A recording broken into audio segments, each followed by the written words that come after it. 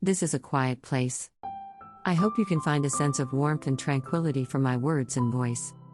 The article I'm sharing with you today is titled, A Stagnant Marriage. It's not that we don't love each other. Try doing these 3 things. In many marriages, especially in middle age, the initial passion between the couple has faded. As people approach middle age, the pressures of life and work can lead to a lack of time and communication between spouses, making the growing emotional distance more evident. Many couples find themselves in a situation where they remain together without love but cannot easily separate due to family responsibilities.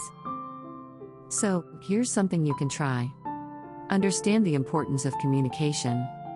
In one TV drama, there was a scenario involving a wife who was a doctor and a husband who had been working hard in a big city for 8 years. They had a family of 6, living in a space less than 60 square meters. They had even recently added a second child, increasing the pressure on their lives. While they entrusted the care of their children to their parents, they had differing views on parenting, leading to frequent arguments. The husband tended to blame the wife, and their relationship grew cold, with almost no communication.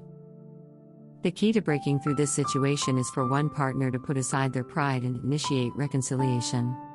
After being together for so long, there's no need to worry about ego.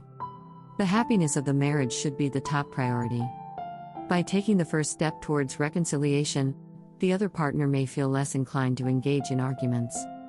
Communication is essential to resolving conflicts and misunderstandings, ultimately fostering a greater appreciation for one another. Another important aspect of a successful relationship is sharing. In a relationship, external appearances, wealth, or even fidelity are not as important as sharing. When a couple fails to share their experiences, thoughts, and emotions, it can lead to emotional detachment and harm the relationship. A marriage is not just about cohabitating with someone but finding a kindred spirit, someone who shares your joys and sorrows. A marriage in which both partners are pursuing different dreams is bound to fail. One story goes like this. A couple who shared a deep love for drama when they were young continued their passion for it throughout their married life. They would sing songs together in the morning, perform impromptu acts while watching television, and create shared moments that kept their marriage exciting. Learning to share can enhance the emotional bond between a couple, adding joy to the otherwise monotonous middle-aged life while resolving conflicts in the process. Returning to the roots and rediscovering the initial spark in your marriage is the key to breaking free from the monotony of middle-aged life. Couples can take weekends to visit the places where they once courted, enjoy a meal at a familiar restaurant, or take a stroll in the park where their love story began. It's never too late to reignite the flame.